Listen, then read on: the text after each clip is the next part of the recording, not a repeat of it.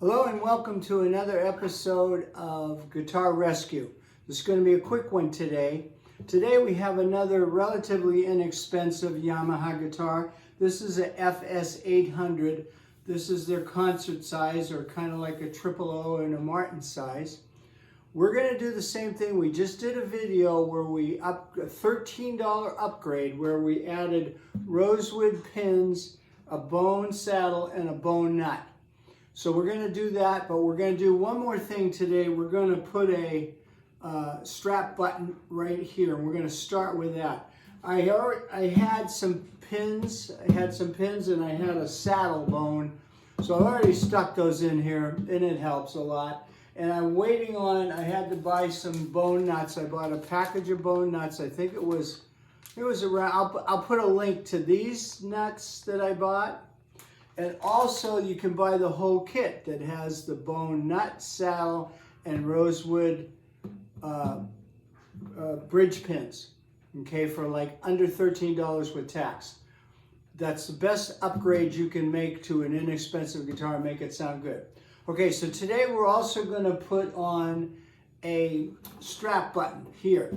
So first of all, what I did, two things. One, you never know. Sometimes there's a metal brace inside here. So I have a super strong magnet that you can kind of run around just to make sure that they didn't put a metal clip in there for added support.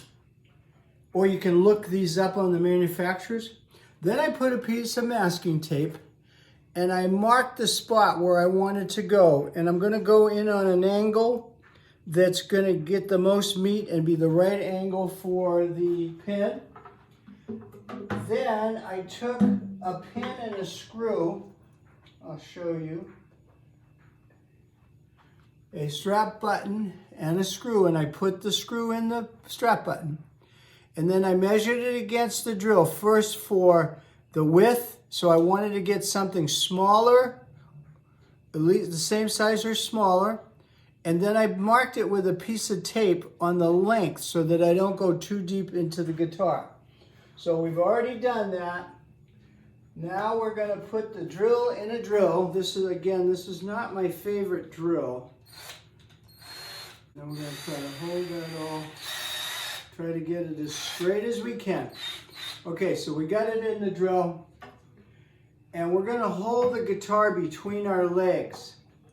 And we're going to make sure that we get the right angle here. Hopefully you can see this from this distance. I'll try to do a close-up on this if I can. But I have it on an angle so that I'm going to try to get the most amount of meat. I have my little dot. I'm going to start slow on my dot, and then I'm going to drill in till I get to the tape and stop. Voila. Okay? Then we're going to screw the pin in. So hold on a second while I go get a screwdriver. Okay, we're back. So there's also a piece of felt that goes on here, which I did not include in my measurement because I want it to be, you know, able to screw down and compress this felt a little bit. So let's put this on and see how it came out. So again, we're just going to hold it between our legs. And we are going to try to get the right screwdriver here, which I believe is going to be this guy. And we are going to screw this in and try to keep the felt straight while we do it.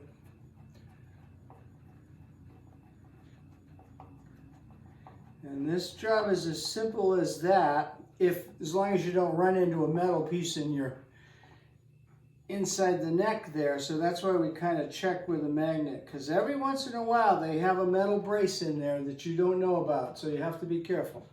So that guy's in there. Voila, we have a strap button on there now, and I think it's at a good angle. We'll check it in a minute. When I come back, I'm going to have the strings off this guitar. I'm going to show you how to pop out the nut, and we're going to put a bone nut in here, and we put a bone saddle, and we have wooden pins, okay? That is about the extent of what you can do to help the tone and the volume of these less expensive guitars, or even an expensive guitar. Those three things are important. Solid tops, solid spruce tops, wood pins, bone saddles, and bone nuts. So we'll be right back and we'll show you the rest of this. Okay, we're back. We're going to pop the nut off of here. I already had a set of wooden pins. I had a bone saddle. And I bought a package of nuts and these are beautiful bone nuts, natural color. They're not bleached white. They're nice. Now, I see that this is a little thicker than the one I'm replacing, so it might take some adjustments. So we'll get started. We'll knock it off. We'll do a quick fit. Right now, I actually just backed the strings off because I already had the saddle replaced and the thing. So, and the pins. So I just backed the strings off and moved them out of the way because they're brand new strings too. This is a student guitar that I use for my group student classes if they need a guitar, and I put 10s on it so that people pressing the strings down for the first time can actually press them. So I've got a piece of maple wood here up against the nut. I got my little mallet and I'm going to give it a whack, and there it goes, it pops off. These, I believe, are synthetic. Yeah, they're not plastic, but they're not bone either. They're somewhere in between. So this may not fit in this ledge. This may sit up a little too high, although it's not too bad. I think I'm going to have to do a little bit of adjustment on this guy to get it inside the ledge there. So you don't have to watch that. I'm going to sand down on the flat part of the bone, a flat part of the nut, this part right here, the flat part. I'm going to run this across my sandpaper and try to take, maybe a 0.5 millimeter off of that so it'll fit down inside that groove here. So we'll be right back. Okay, back for a second. Right now we're working on trying to fit this bone nut into the neck here. We have a flat piece of sandpaper. We have sandpaper and a flat piece of wood, and we're sanding on it so that we can get it a little thinner, because I believe that they put the laminate on the headstock after they put the nut on, so it gives it a little teeny little groove that the nut has to fit in, and it's a fraction of a millimeter too big right now. I've been working on it for quite a while, so I just want to show you, this is the labor intensive part of the whole job, is trying to get the nut down to the right size. So I'm working on it. We'll be right back. Okay, we're back. I don't want to give you the impression that that's not a time-consuming job to replace the nut, because it is.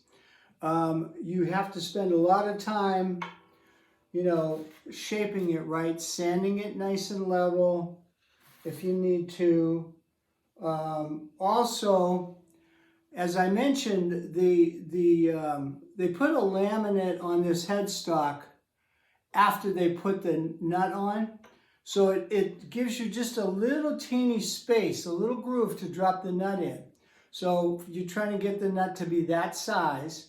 Then I have a set of small files, and I took a flat file and I just widened the slot. Just took the veneer back just a hair, so then it drops right into that little slot. You don't want to lower the slot, make it deeper. You just want to make it a hair wider.